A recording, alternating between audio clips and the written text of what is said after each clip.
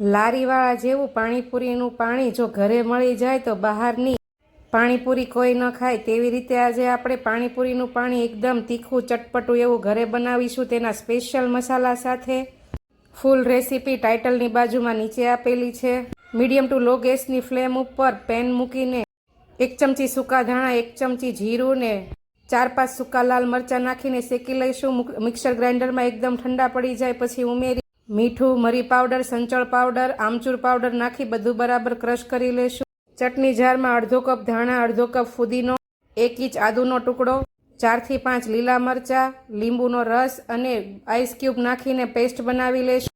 1 litre જેટલા પાણીમાં 3 ચમચી જેટલો સૂકો મસાલો, આઈસ ક્યુબની ડીશ અને 3 મોટા ચમચા જેટલી લીલી પેસ્ટ ઉમેરીને બધું બરાબર મિક્સ કરી ઠંડુ પડવા માટે ફ્રીઝમાં મૂકી દેશું। બહાર કાઢી ઉપર ડુંગળી, બુંદી અને લીંબુની સ્લાઇસ નાખીને પાણીપુરી સાથે સર્વ કરીશું।